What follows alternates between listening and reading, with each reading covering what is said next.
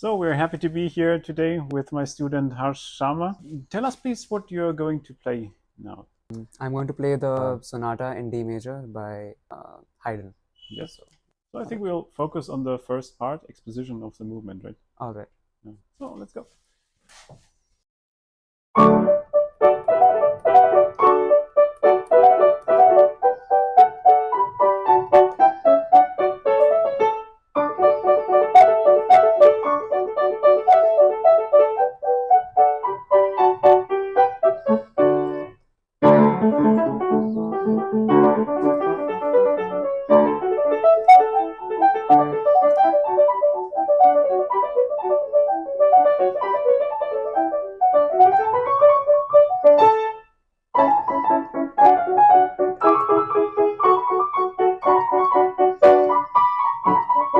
You could let us know what made you choose this work among several options that you would have had. I think this is very harmonically interesting. It's constantly changing, which is why when I was listening to the pieces out of which I had to choose which one I have to play, it's this sounded the most interesting to me.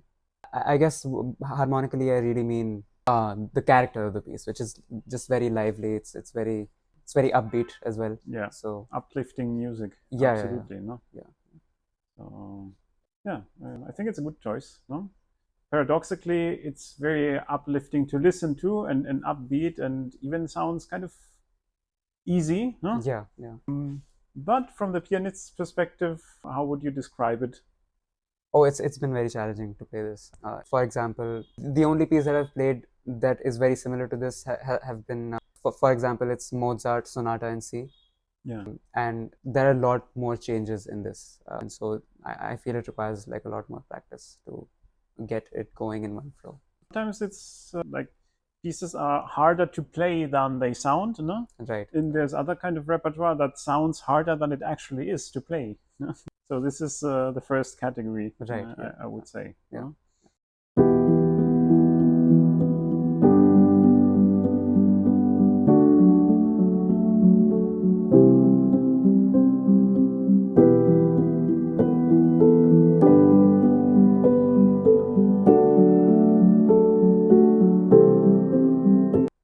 Yeah, that being said, there's also one more factor to it, no? Because you might know that the instruments Haydn would have played, they had certain different characteristics than our modern instrument, no? So differences being A lot softer. I yeah, feel touch, easier to no? touch. Yeah. Yeah. Less weight in the keys, Yeah. also less depth in the keys, no? Right. So some of the technical challenges that we have, they are only because we use a different instrument, no? But then this is also, it has to reflect in how we deal with the instrument, no? So in Haydn's times, it was quite normal to just play as if you would use your computer keyboard, no? So you just sit it like that and playing with our fingers, no? Right. Because it worked, no? Right. Right. Right. Or with relatively few gestures, or not very big gestures, no? Yeah, but then because we have a different instrument to deal with, it's many times an advantage to use more of our body, no? And also broader gestures, no? Right. So actually, as a general observation, I would say that, no. So we can have more freedom. It will be helpful to have more freedom of movement in the forearms, in the wrists, no. Lots of springy movements will help, no. And leaning in some runs, no? Right. So maybe I can show even Yeah. what I mean by that, no? So like picking just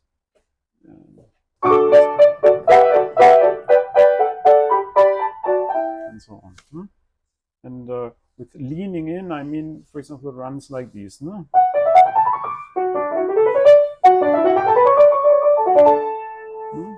So it's not necessary to be distant from your fingers, no? You can engage, no, with the whole Right. torso, basically, no? Right. And then again, the springy motions.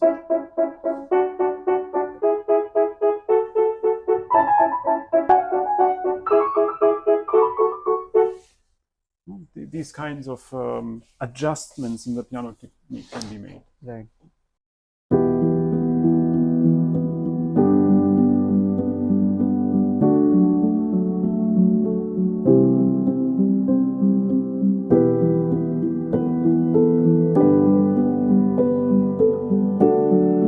What brought you in the first place to the Delhi Music Society? So if you just try to remember what. Yeah. Yeah. I actually first joined when I was around 11 or 12. And I took classes here for about a month or two.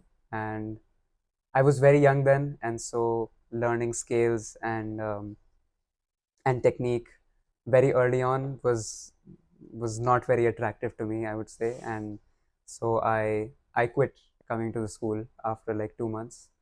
But in 2019, I had to come back to the keyboard to the piano because I was, I kept on listening to keyboard music a lot. And then I joined with Ma'am Geeta till 2024 when I joined with Sir Andreas. And I guess what drew me was I've just always been listening to piano music a lot. And Delhi School of Music has a great learning environment too.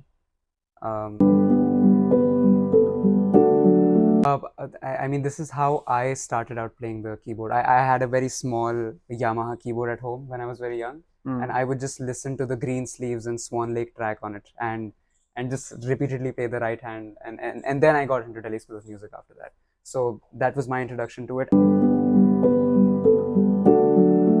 What your thoughts are about coming now, like again to the Delhi Music Society? And I think especially since last year when I joined with Sir Andreas, it's been really great because we've primarily been focusing on my repertoire for my examination and other pieces that I'm playing, for example, for my scholarship auditions and for my performances.